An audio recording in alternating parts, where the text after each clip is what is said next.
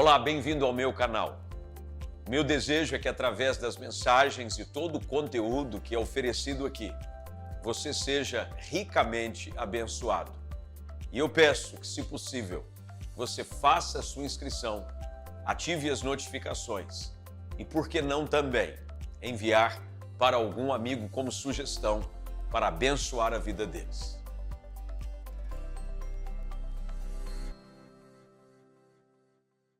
João capítulo 9, diz assim na versão transformadora: enquanto caminhava, Jesus viu um homem cego de nascença.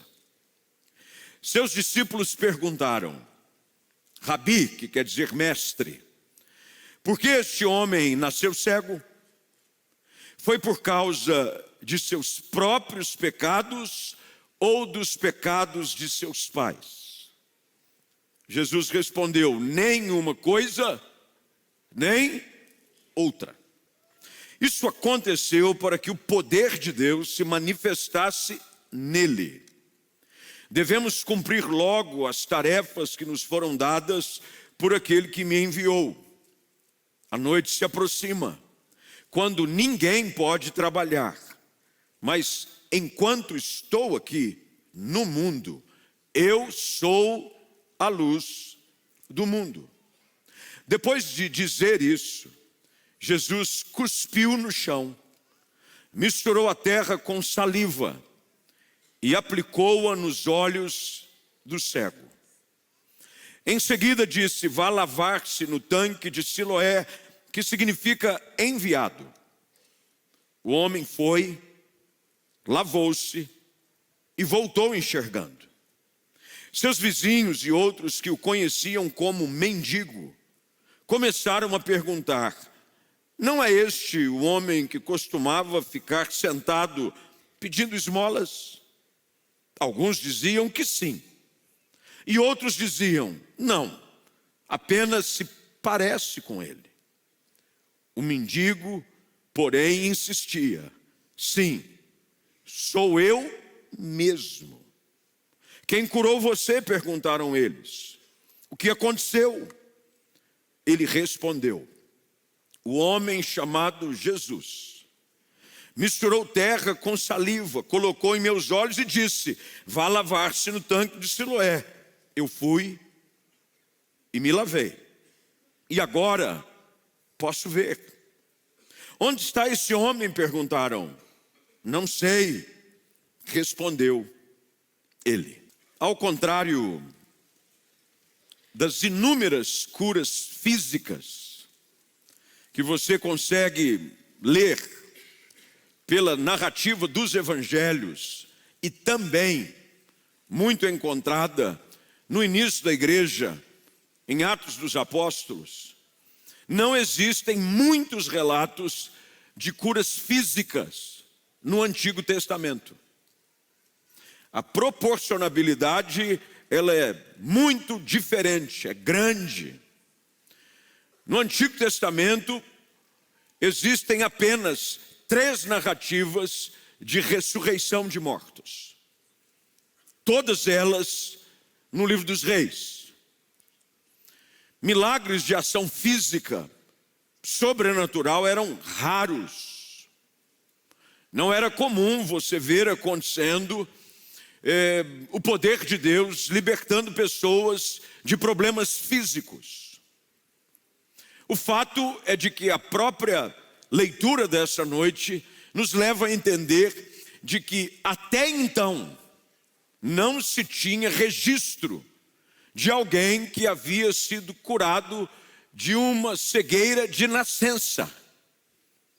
O texto, um pouco mais à frente, no verso de número 32 desse próprio capítulo, é uma narrativa deste próprio homem que é alvo dessa cura. Diz: olha, desde o princípio do mundo, ninguém foi capaz de abrir os olhos de um cego de nascença.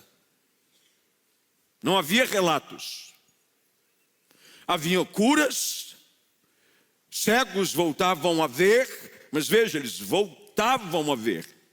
A história desse homem é diferente. O que sabemos sobre ele, tudo o que sabemos está neste capítulo. Sabemos de que ele tinha uma condição totalmente limitadora. A cegueira produzia mais do que a incapacidade de ver. Produzia uma incapacidade de produzir. Cego e mendigo eram duas palavras que andavam de mãos dadas. A Bíblia conta a história de um outro cego mendigo, Marcos capítulo 10. Esse tem nome, Bartimeu. A partir do versículo 42 de Marcos capítulo 10, você ouve falando: havia um homem em Jericó chamado Bartimeu, cego, mendigo. Uma coisa naturalmente levava a outra. A incapacidade física gerava dores profundas na família e a condenação de viver uma vida à margem da sociedade. A chancela dada para a cegueira e para tantas outras enfermidades, como alguém que era um aleijado, um coxo, alguém que tinha algum tipo de enfermidade física, pelo fato dos trabalhos serem todos eles braçais, e pela dificuldade dos recursos que havia, quando você nascia com alguma deficiência física, você já nascia também sobre essa leitura da sociedade que os discípulos têm sobre o próprio homem. A leitura era essa: quem pecou? Só pode ser maldição. Ou foi ele que pecou, porque havia uma linha de raciocínio de que achava de que uma criança podia cometer pecados ainda no ventre da sua mãe. O máximo que você podia fazer era dar um chute nas barrigas dela por dentro. Ou então era uma maldição hereditária. Se não foi ele que pecou, foram os seus pais para que ele nascesse assim. Não sei quantos sabem disso, mas infelizmente em algumas regiões, inclusive do Brasil, há algumas tribos indígenas e ações missionárias que tentam chegar. Infelizmente o governo proibiu, e eu estive essa semana com um índio chavante. Ele tem ligações conosco aqui na igreja, ele é casado com uma brasileira, porque é assim que eles chamam. Um índio diz que quem não é índio é brasileiro. Eles são original, de fábrica. E eles disseram: olha, infelizmente nós não temos mais acesso nem mesmo à tribo chavante, que eu sou, porque ele é chavante mesmo, e porque o governo impediu o acesso. Mas há algumas tribos aonde crianças nascem com algum tipo de má formação, e elas são enterradas vivas, porque reconhecem que aquilo é um símbolo de maldição. Pegam essa criança, bebê, levam para fora da aldeia e enterram-a viva, ou deixam-a sozinha no meio da selva, para que algum animal, para que a vida dê fim na história. Isso não era algo só para esse grupo, o qual achava-se que o problema desse homem era um problema de ordem espiritual. É fato de que muitos problemas na nossa vida são de ordem espiritual. Nem toda enfermidade é espiritual, mas existem enfermidades de cunho espiritual. Os próprios evangelhos contam a história de uma mulher que andava encurvada. E a sua limitação era porque havia demônios que a deixavam numa condição de saúde debilitada. No momento em que o Senhor repreende os espíritos imundos que agiam sobre ela, ela se vê curada, liberta da sua enfermidade. Mas o caso aqui não se encaixa nessa leitura. Pelo menos é aquilo que entendemos no texto. Quando os discípulos, curiosos para tentar dizer de quem é a culpa, quem é o responsável por essa situação deplorável de um homem nascer cego, ter que viver à mercê da sociedade, pedindo esmola, um mendigo, de quem é a culpa? Jesus vem e começa a dar a ótica dos céus sobre os problemas do homem. Que bom é saber de que Deus enxerga as coisas diferente do que a gente enxerga. Nós temos uma tendência de termos uma visão, e aquilo que chamamos de cosmovisão, influenciada por aquilo que aprendemos. Há uma série de coisas que vêm com a nossa cultura. Por exemplo, você tomar vitamina, leite com manga, não pode. Se tomar leite com manga, morre. Imagina. Se você dissesse para uma senhora sem informação de nutrição, de leite com manga, se tomar vai morrer. Entre tantas outras coisas, você vai nadar, você precisa ir para a piscina, se almoçou, tem que esperar fazer digestão. Se você tomar banho depois do almoço, você pode ter um treco. Quem já ouviu isso aí na vida? Quantos de nós não ficamos sem tomar banho? E tivemos que esperar a digestão por causa das crenças culturais. Normal. Mulheres que cresceram sob a influência de que quando estavam no seu ciclo, não pode lavar o cabelo. Se lavar o cabelo, meu Deus do céu. E aí você sabia que a pessoa ficava debaixo daquela pressão. São crenças culturais. Mas que bom é que Jesus vem nos ajudar a enxergar além daquilo que os nossos olhos naturais conseguem enxergar. Jesus disse para os discípulos: não foi nem ele que pecou, não foram seus pais que pecaram, e Jesus ali, imediatamente, ele elimina toda e qualquer possibilidade de que a enfermidade daquele homem que causou a sua cegueira, talvez por uma má formação genética, era de cunho espiritual. Existem situações que vão além da nossa compreensão, mas Jesus disse: o que aconteceu com ele foi para que o poder de Deus se manifestasse nele. O que nós aprendemos com essa história de um homem cego de nascença, escravo de uma visão cultural, de uma crença que limitava as pessoas de enxergar o poder de Deus e a oportunidade de um milagre acontecer? Quais são as lições que nós aprendemos? É sobre isso que eu quero falar com vocês nessa noite. E eu peço, como sempre, que você gentilmente não se distraia e, se possível, pegue o seu telefone, anote algumas coisas, pegue uma caneta, sublinhe o texto, porque eu quero guiá-lo dentro dessa narrativa tão maravilhosa sobre alguns princípios que nós precisamos aprender.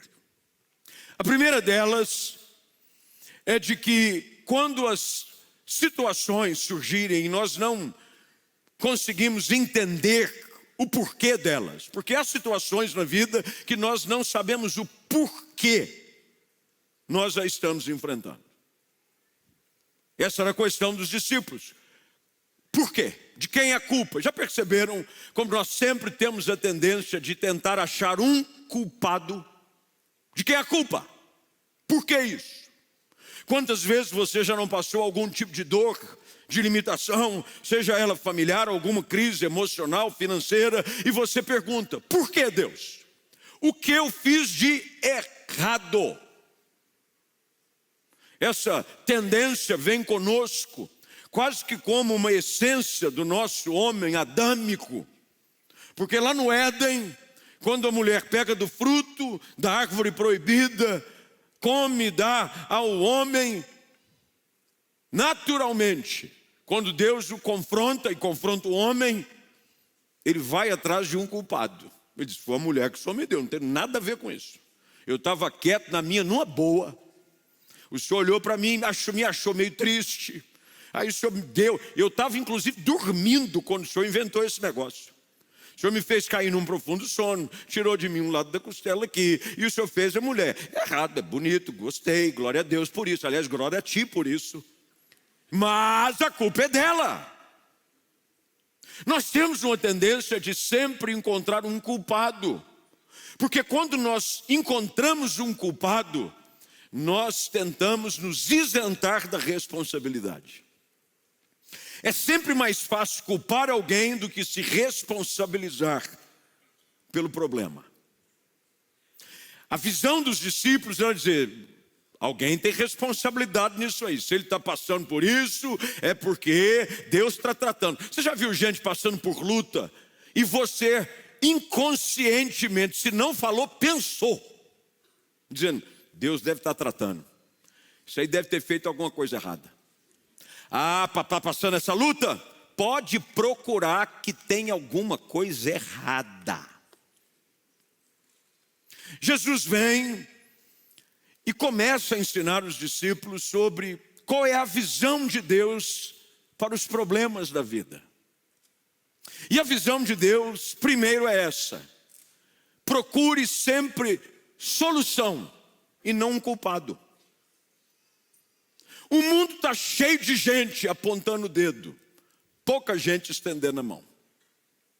Já perceberam como as pessoas são rápidas para julgar?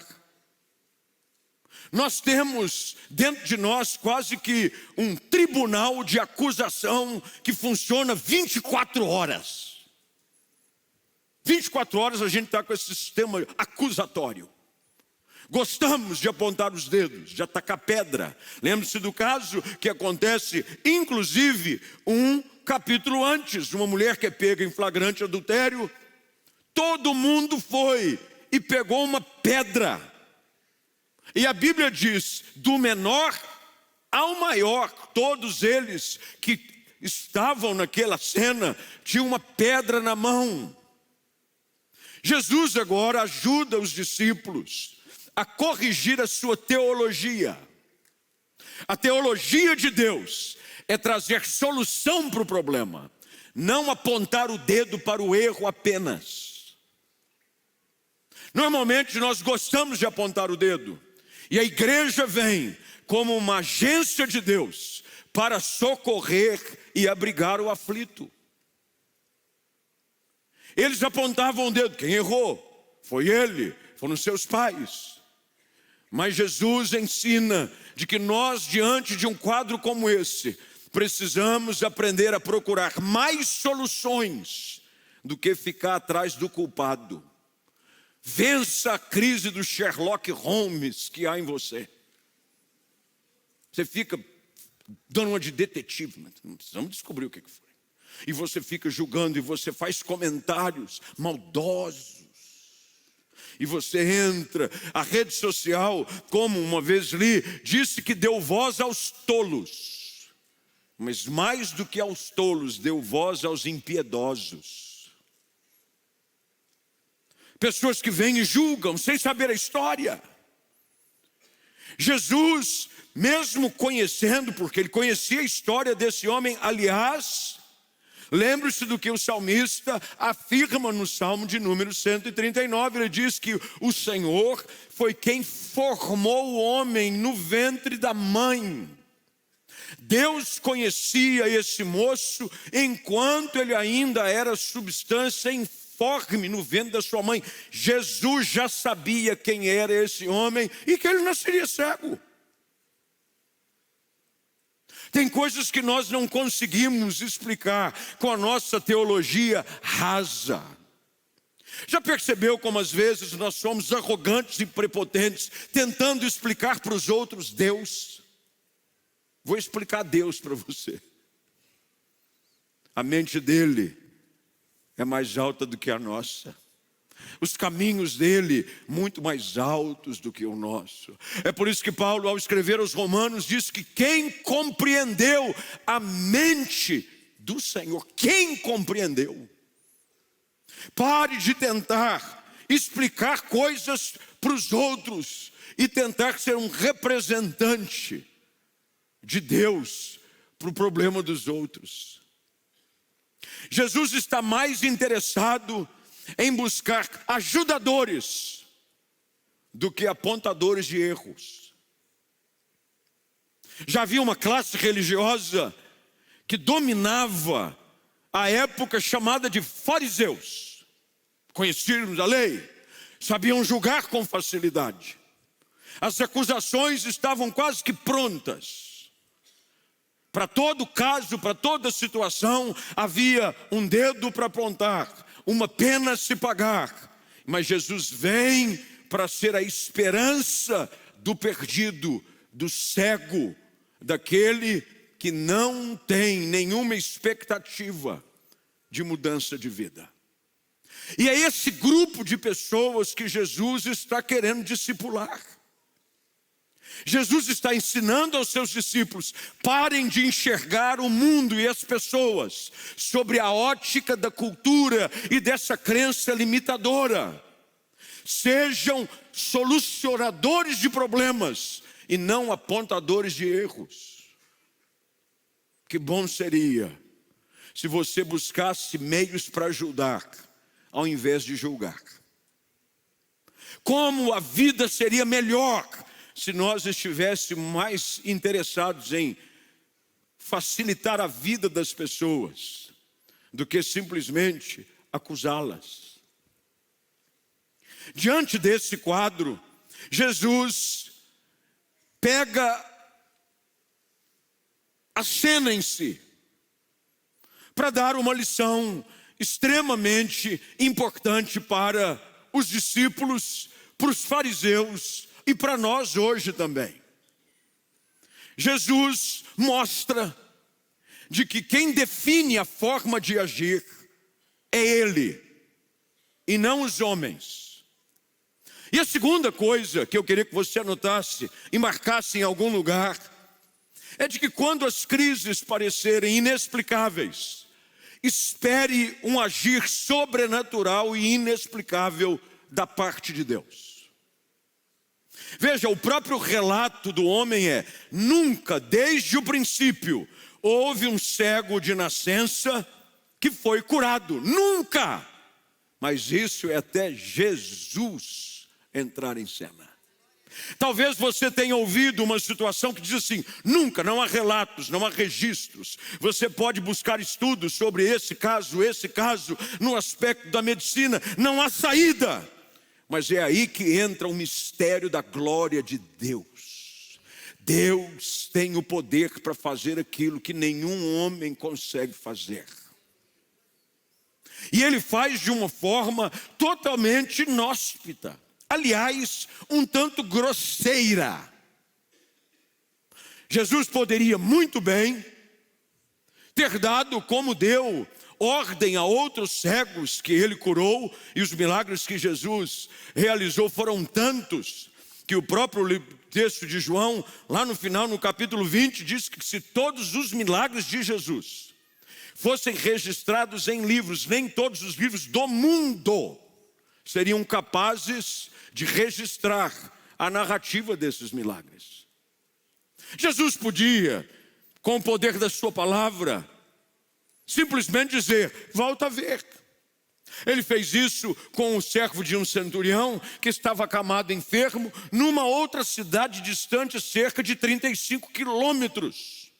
E Jesus diz: pode ir embora, o teu servo está curado. Ele fez isso com o filho de um oficial do rei, narrativa de João capítulo 4. Ele diz: pode ir para casa, teu filho vive. Mas nesse momento aqui, Jesus quer ensinar algo diferente. Jesus usa a técnica do cuspe. Eu estou meio inclinado a usá-la nessa noite também. Jesus pega E o texto diz que Jesus pega e cospe no chão. Não sei você, mas na nossa cultura, uma das coisas mais grosseiras que existe é ver alguém cuspindo no chão. Tinha uma época, os mais antigos achavam isso normal. A pessoa dava até aquela puxada. E flap. E você ainda fazia assim. E limpava no canto da boca. Nossa, tô com o peito cheio. E outros mais grosseiros diziam assim: da próxima, engole. Em Jesus. Por isso que eu acho a beleza do Evangelho, da pessoa de Cristo, algo fascinante. Imagine você, fariseus, discípulos, o cego. E o barulho que o cego ouve é um... Ele talvez quisesse ouvir um toque, uma palavra com uma voz poderosa. Eis que te diz agora, o Filho do Deus vivo, aquele Criador dos céus e da terra. Mas o que ele ouve é uma puxada de cuspe. E de repente ele só ouve o barulho. É o que o texto diz, gente. Ou você acha que existe jeito chique de cuspir? Não tem jeito chique de cuspir. Não existe. E também não tem jeito gospel de cuspir. Cuspe é cuspe. Jesus vem e cospe. Está aqui no texto. Se você acompanhar comigo, verso 6. Depois de dizer, e Jesus diz coisas lindas. Devemos cumprir as tarefas que nos foram dadas por aquele que nos enviou. Lembre-se do que eu disse. Jesus buscando participantes para solucionar problemas. Ele diz, a noite se aproxima. Ninguém pode trabalhar. Enquanto estou aqui, sou a luz do mundo. Eu imagino o cego ouvindo. Nossa, mas que palavra linda. De repente... ele não entende nada. E o texto diz que Jesus, muito provavelmente, porque se ele precisou abaixar, ele mexeu na terra. Ele cuspiu e fez lodinho. Já viu? Quem quando criança nunca fez lodinho, gente? Você não sabe o que é brincar na terra. Via criança fazendo, estou fazendo lodinho. Jesus abaixa e faz lodinho. E eu acho que os discípulos diziam, não conta nada para ele. Se disser o que Jesus está fazendo, ele corre. Os discípulos, quem sabe, um tanto assustados. Mestre, o que está acontecendo? Maria não te deu modos? Será que Maria não te deu educação? Jesus cospe no chão, faz lodo. E não bastasse toda a cena cheia de detalhes grosseiros. O texto diz que ele aplica o lodinho nos olhos do cego. Você já imaginou? O cego esperando, de repente ele sente um negócio melecado. Passa nos olhos. E Jesus diz para ele apenas uma coisa. Agora, vá lavar-se no tanque de Siloé. Há aqui significados profundos. Alguns usam daquilo que a teologia chama de tipologias ou figuras. Porque a saliva, se você não sabe, é onde você tem o DNA mais fiel. Tempos atrás, eu fui fazer exame para saber origem, genética. Aí me mandaram um pacote. Dentro do pacote só tinha um cotonete e instruções para eu pegar o cotonete e passar ele dentro da bochecha. 10 segundos de um lado, 10 segundos do outro canto da bochecha. Pega o cotonete, põe no envelope e manda para o laboratório. Eu falei, como assim? Siga as orientações. Depois de um prazo, nesse laboratório em especial, pediram acho que 15, 20 dias, chega o resultado. Conseguiram traçar a minha ascendência genética. Os meus antepassados, de que região vieram e de onde são. E é interessante como esse negócio funciona. Eu tenho boa parte da minha família de origem italiana, que é dos Valvassoura, e boa parte, porque meu nome do meio é Remanovski. Esse é o meu nome do meio. Eu sou da região dos Balcãs, Ucrânia com Rússia, cuidado comigo. Sou daquela região, meio parente do presidente da Ucrânia, meio primo do Putin. Então, cuidado. Na saliva. A terra tem simbologia bíblica, porque o homem foi criado do pó. É como se Deus estivesse dizendo, o DNA da vida, a genética que define o homem, a sua essência, misturado com o pó, é como se Jesus ali estivesse voltando para o Gênesis, na formação do primeiro homem. Jesus está ali dizendo que com um toque, o mesmo Jesus que produziu algo novo, criou do nada o que não existia, continua agindo na vida de pessoas.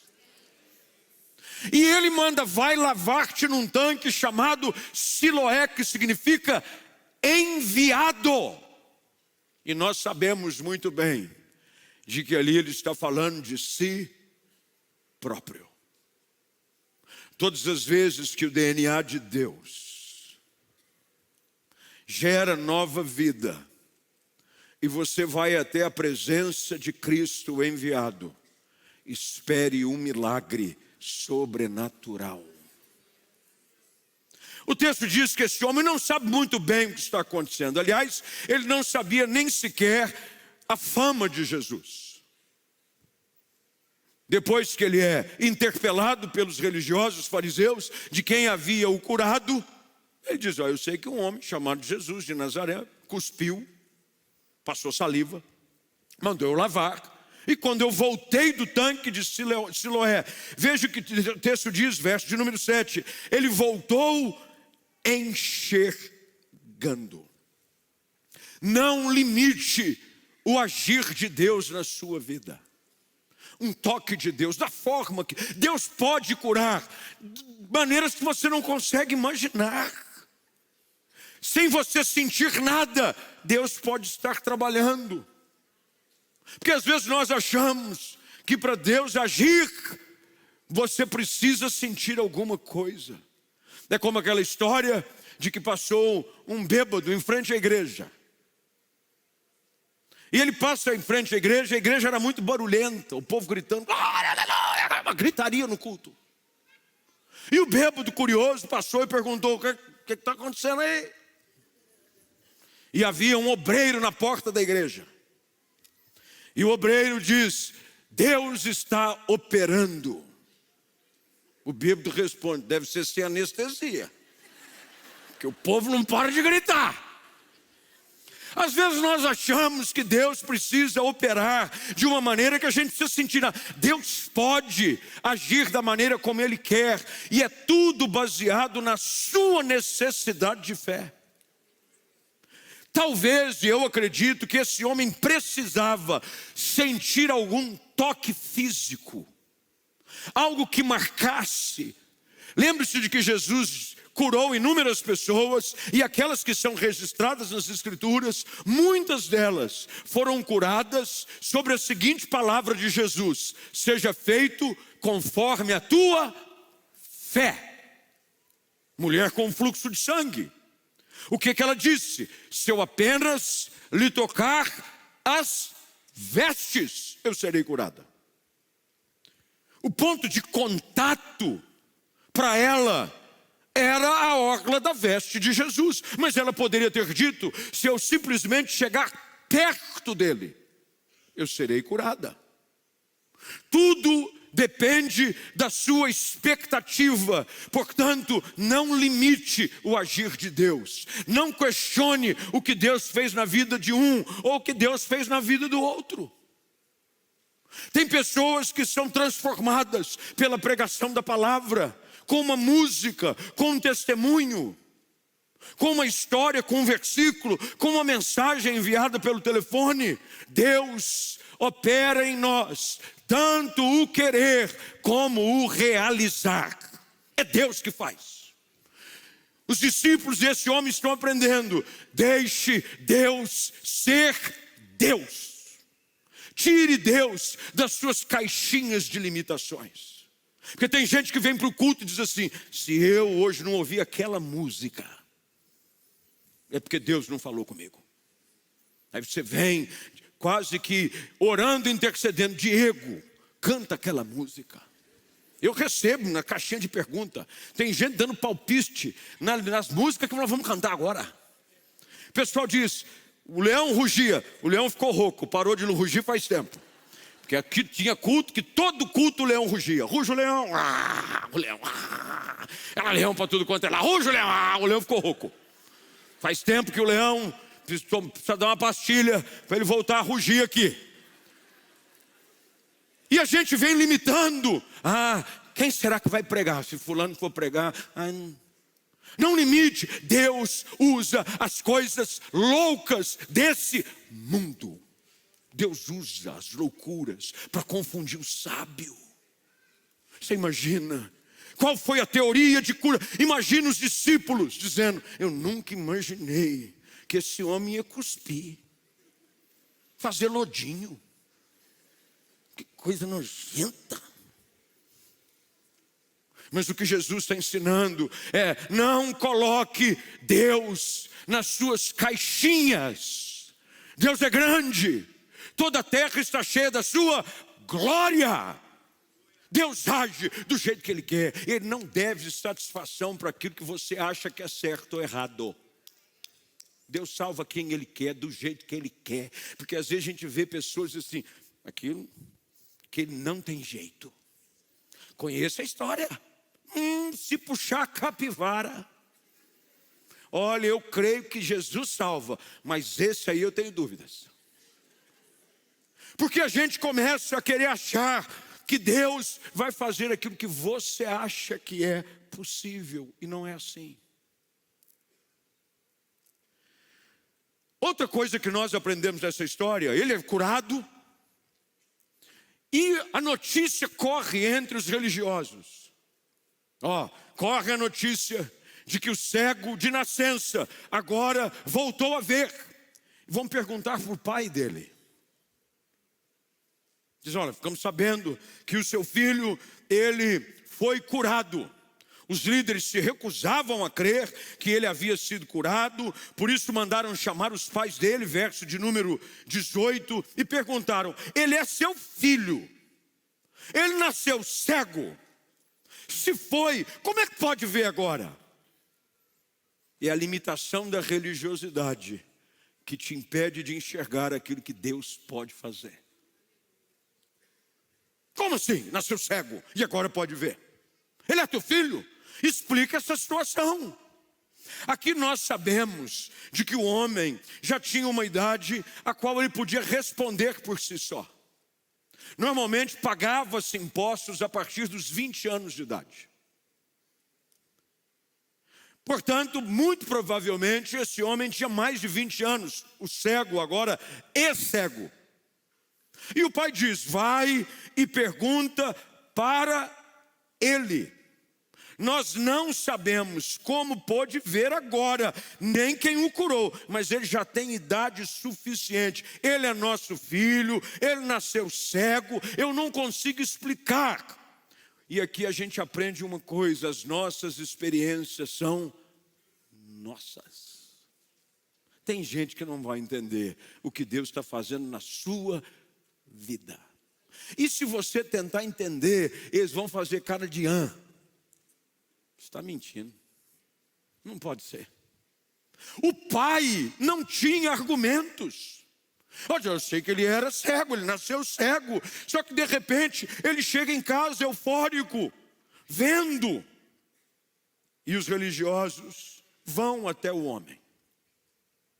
E eu fico impressionado com o relato desse homem. A Bíblia diz agora, já no verso 24, de que ele pela segunda vez é chamado. O homem que havia sido cego. Que lindo é esse detalhe das Escrituras. Alguém que havia sido cego. Já viu como a história começa e como ela vai se desenhando? Cego de nascença, processo de cura. E agora ele já não é mais o cego de nascença, ele é o que havia nascido cego, mas agora via. E diz: quem? Deus é quem deve receber glória. Perguntam para ele. Ele diz: olha, eu não sei nada. Não sei se esse homem, sabemos que se Jesus é pecador, não sei se ele é pecador. Respondeu o homem, verso 25, mas ele diz: de uma coisa eu sei. Eu era cego. E agora eu vejo. Perguntam, mas o que ele fez? Como ele o curou? E percebe-se que agora já era a segunda vez. Porque veja, as pessoas vão te perguntar 1, 2, 3, 4, mas para quem não quer entender, não adianta explicar. Já ouviram essa história? Tem gente que não quer entender. Não quer. E a gente ainda insiste em explicar. E ele agora, com um pouquinho de sarcasmo, e diz: vocês estão perguntando muito, vocês querem ser discípulo dele, é? Eles o insultaram. E disseram: você é que é discípulo dele. Nós somos discípulos de Moisés. Mas em último lugar, a história por si só é linda como ela é contada. Mas o maior tesouro dessa história está guardado para o final. É como um filme muito bem escrito, com um enredo, com seus personagens, com momentos e capítulos, como uma série, mas o melhor sempre é guardado para o final. Jesus agora sabe do que acontece com ele. Nós não temos ideia de se tudo isso aconteceu num dia só, se isso aconteceu de um dia para o outro. Mas o fato é que Jesus sabe do que acontece com um homem. Não é que ele sabia da cura, ele sabia agora dos questionamentos. E que ele não sabia explicar quem Jesus era. Você sabe de uma das coisas mais tristes que existem? É você experimentar do poder de Deus, mas não conhecer a Deus. É você experimentar dos milagres de Jesus, mas não saber quem é Jesus. Ele não sabia quem era Jesus. Ele havia sido alvo da graça de Deus. Jesus havia curado, Jesus havia o libertado dessa prisão, da cegueira, mas ele não sabia quem era Jesus. E Jesus sabe do que estava acontecendo e procura o homem. Porque a maior cegueira desse homem não era física, era espiritual. Ele ainda não conseguia enxergar com os olhos da fé o que Deus havia feito e queria fazer na vida dele. Jesus o procura e o texto diz, a partir do versículo 35, de que ele pergunta ao homem: você crê no Filho do Homem? E aquele recém-curado diz: quem é ele, Senhor? Perguntou o homem. Eu quero crer nele. Quem é ele? Você já imaginou estar perguntando para Jesus, mesmo sendo alvo do seu favor e da sua graça, mas sem saber quem ele é? Quem é ele? eu quero crer nele. E Jesus agora finalmente mostra àquele homem a maior de todas as visões. A maior visão daquele homem não foi ver a cor das flores que ele nunca havia antes visto em toda a sua vida. A maior visão que aquele homem pôde contemplar não foi o rosto do seu pai, que ele não conhecia. Ele conhecia a voz, ele conhecia os detalhes pelo toque das mãos na face, mas ele nunca antes havia visto o seu pai. Ele já havia visto agora. A maior de todas as visões não foi ver a cor do céu azul, ver ambientes aonde ele sempre andava, mas ele tinha apenas uma ideia criada de uma imagem na sua cabeça. Todas essas coisas são lindas e maravilhosas. A cura produz beleza na vida de alguém. Mas a maior de todas as visões que este homem consegue ter agora é do seu Salvador. Ele pode agora contemplar, porque Jesus diz para ele no verso 37, você o viu e ele está falando com você. Que visão maravilhosa. O fato é de que todos nós nascemos cegos. Todos nós. Eu não estou dizendo da cegueira física. Estou falando da espiritual. Todos nós. Nascemos cegos para enxergar a bondade de Deus.